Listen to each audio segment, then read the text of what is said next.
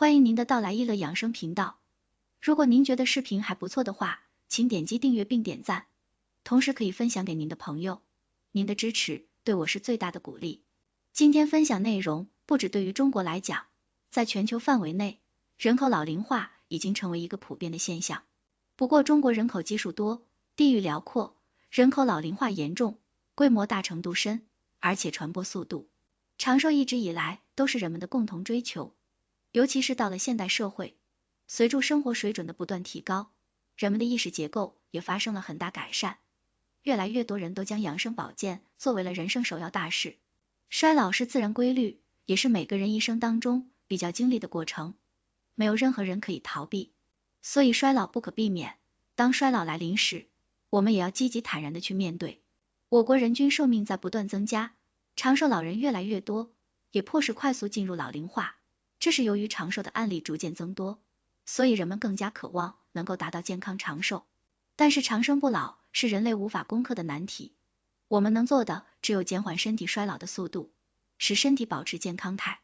人体中最先衰老的器官是什么？胸腺。胸腺是人体重要的免疫器官，但是胸腺也是人体内最先衰老的器官。胸腺的衰老在18岁左右时，功能就衰退了一部分。胸腺衰退后，体内的淋巴细胞开始独立执行免疫任务。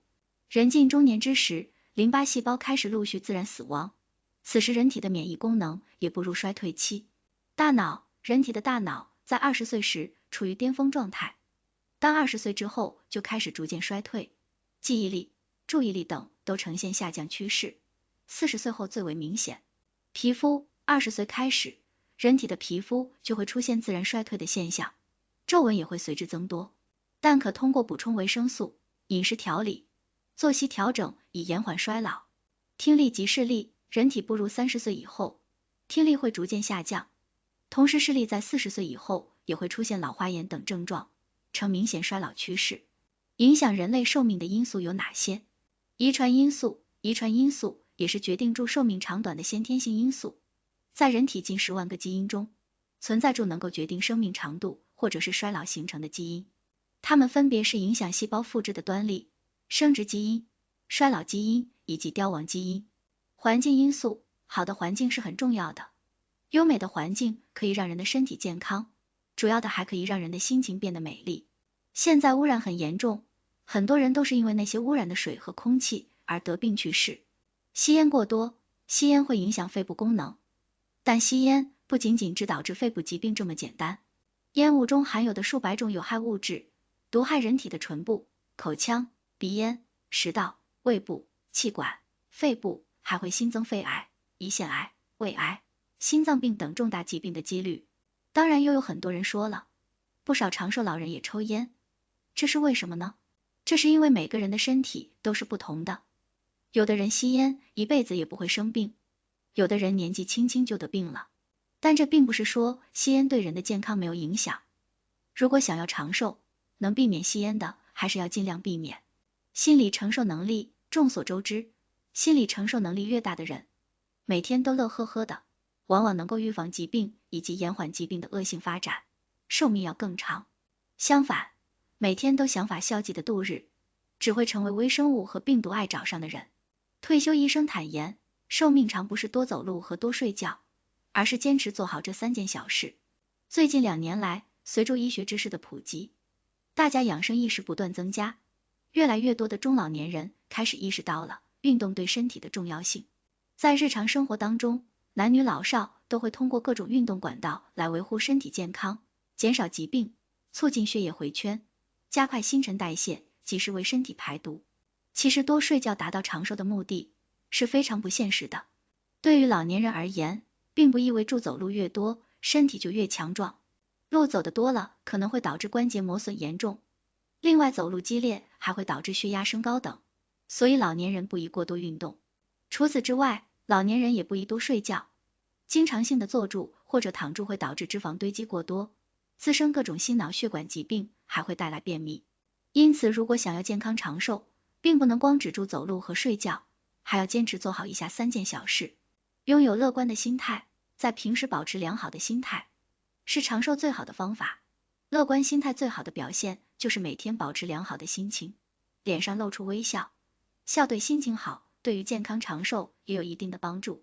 从许多长寿老人的个性特点来看，尽管饮食生活习惯各有不同，但一个最大的特点就是保持乐观开朗的心态。可以用心去感受一下乐观的人，每天都有自己明确的目标，并努力朝住这个目标前进。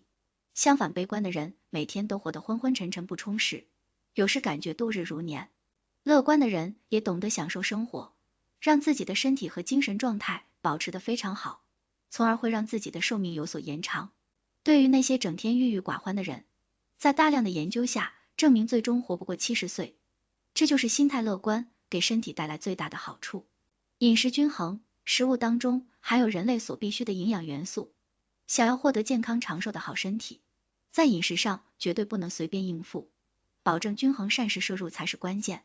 水果、蔬菜、主食、肉类一样都不能少，每天适量摄入水果蔬菜，可以帮助补充维生素；适当摄入肉类，可以帮助补充蛋白质；适当摄入主食，可以补充膳食纤维及碳水化合物。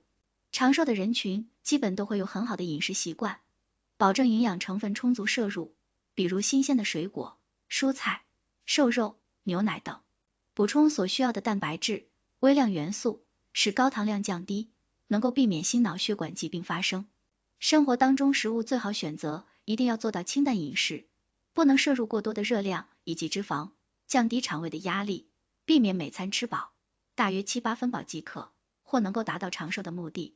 重视身体的每一次不适，当身体出现轻微不适时，绝大多数人都不会放在心上，会凭借自己的经验去购买相应的药物进行治疗。其实有些时候身体的一些不适，正是提示自己身体已出现问题了，所以大家一定要多重视身体的不适。当身体出现不适时，若还伴随一些其他症状的话，一定要及时去相关医院进行检查。也建议每个人都要养成定期体检的习惯。没有健康的身体，什么事情都是无法成功的。为自己的身体投资永远是值得的。因此希望大家在平时都能够重视自身的生活习惯及饮食习惯，为自己健康的人生添砖加瓦。感谢观看，欢迎留言评论。